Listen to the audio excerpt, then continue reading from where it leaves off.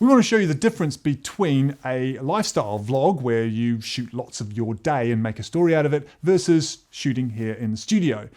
Have a look at these two sequences side by side and then we'll come back to you at the end.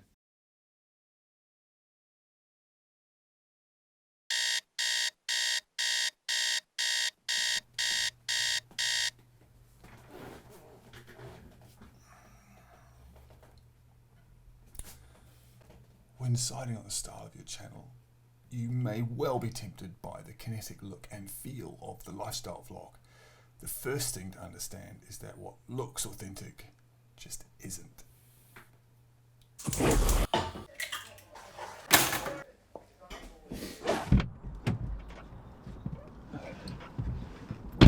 What appears seamless is of course a bunch of connected shots that feel anything but authentic when filming them. The crucial thing about lifestyle vlogs that no one seems to mention is that your audience will discover a bit about your world. Or at least, what you want to reveal.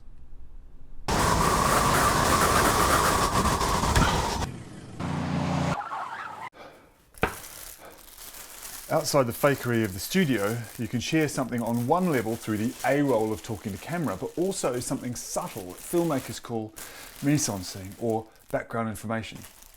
That makes a much more immersive experience.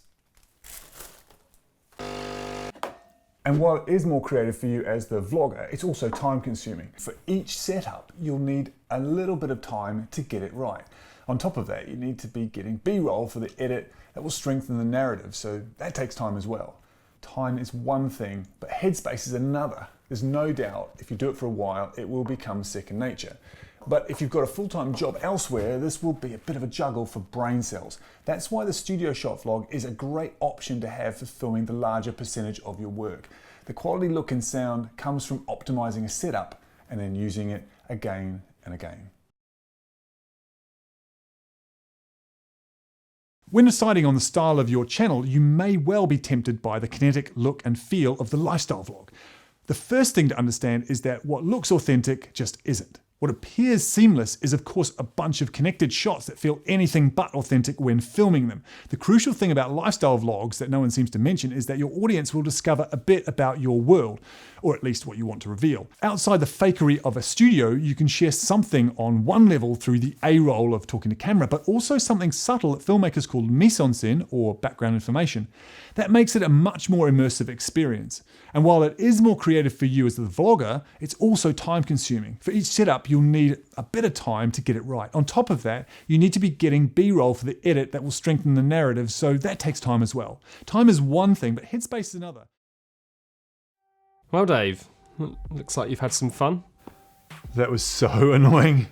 Honestly, it felt like going back to the basics and starting all over again to some degree, because I thought you would think intuitively with this much filming that you just go and lifestyle vlog, but of course, even though you think the right kit, you've thought about it and planned it based on your experience, when you're filming yourself, everything changes and little things threw you off. So it's probably worth noting then I didn't have anything to do with them, either of them, so Dave filmed himself because they might have thought I'd have helped. It was literally just you, wasn't it? And some kit. So yeah, between those two styles, if you could only studio. choose one, right? So you picked the studio. I mean, honestly, Why? But I have to caveat just a little bit. Studio definitely, because our experiences we're wanting to batch as high quality as we can. So we're trying to get quality and quantity together. Studio works for that. Having said that, it's more creative. So it's going to be more engaging for an audience to watch the lifestyle stuff that I made. But yeah, it's hard to picture how often you would be able to make that reliably. So how long did it take to produce the one where you're out and about? Not including the actual writing, but you still have to plan the shots and things like that. How long did that take? 3.5 hours. 3 hours to shoot one video, which some might not actually think is that bad, until we compare it to how long did the studio take to film? 10 minutes. I don't even think it was that. Yeah, I don't think it was. There's quite a big difference there between the two. So what did you find? I have to say, if I did this day in, day out for a month, I'd be super quick. I wouldn't be 10 minutes though, but life happens in the middle of, that's the whole point of the lifestyle vlog. So life intrudes. So I suppose it's fair to say that the time that it took was over 3.5 hours, and there was only a very small amount of filming within it, but I was always thinking about it. That's the thing, the headspace is like, oh, where do I get that shot? How am I going to make that work? Interesting. How am I going to make that connect? So what things slowed you down, do you think? Little things going wrong. So the unexpected, I don't have a battery meter on the iRig, which is on top of the phone rig, and that meant that when I filmed one sequence and then went to the next one, somewhere in the middle of that, the battery died. So I went to film the next sequence. You never know when the battery's going to go. You can't know. Did you record a load with no sound without realising because you didn't be able to monitor it? No, I always did a safety check, which also takes time. You definitely got to do a safety check, at least when you're first doing these things, until you are really trusting all the equipment. But this is a new setup. So I was testing everything as I went. Batteries are going. Did you have anything with daylight blowing out the cameras or anything like that? It's the framing of the shots was the thing that is worth taking time to do, and worth redoing if it's not right, because audiences there's only so much clutter visually that audiences will sort through for you because they know you're vlogging in a lifestyle fashion. So I just found my OCD kicked in for wanting to make the shot nicer, and of course that slows you down. So there's that. Little frustrations like the fact that when you're in a studio and you've got a teleprompter, you've got the option to just riff through it and it's still going to look great.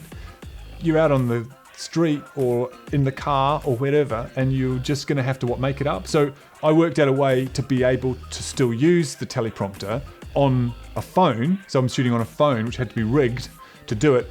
That was the only way to actually get a teleprompter into that circumstance. Now, that's not necessarily what everyone does, but just to show you that if you're trying to take the studio out and make it as polished on the go, then these are things you're going to have to deal with. It's not going to happen. So cons of filming, if you could round them up in a few sentences, what's the cons of filming a lifestyle vlog out and about, everyday life?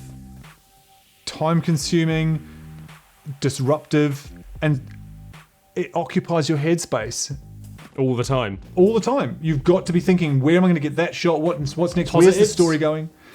Yeah, so the positives, though, are it's creative. The narrative flows. It feels like you're inside someone's life to a point. I mean, you're not really, but it's a fake version. But fly on the wall based.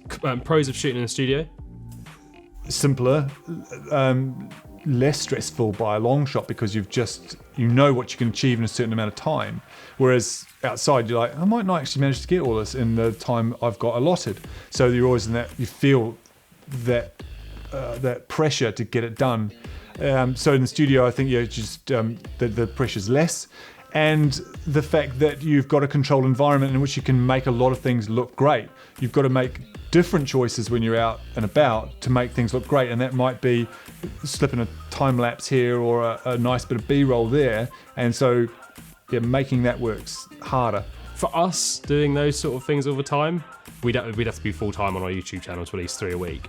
If we were releasing 1 a week, could we put everything into it, or would it still be too much? An even more elaborate one once a month that goes into our feed might be a nice idea. On top of all the other things that we are doing, it's the one thing that's too much. Okay, so what about hobbyist, young guy at home or girl? I'll do it. Definitely do it. Someone who is working a full-time job and only has time in the evenings? Harder, but probably, put it this way, I reckon it's a good challenge to do for like 7 days or 30 days, right? Where you do a basic format for a set amount of time, because to some degree, we were doing this as an experiment, so there's an exaggerated time effect of me working a lot of stuff out, which you wouldn't on day 2, 3, and 4, and so on. So it would get quicker. It would go much quicker. So I think if you did that, then you'd really get a true picture of it. It's probably a little bit dishonest for me to say, oh, it takes all this time. It doesn't always. What about businesses? What about a business coach or the marketing exec of a company? Would you recommend they did it for their business? The behind the scenes effect, which is really powerful for people, comes through in this format. So if you were somebody or a brand that needs to build trust, then if you can get this format right so that people do go through the screen into a story rather than just watching a bunch of random events, then you're going to build trust.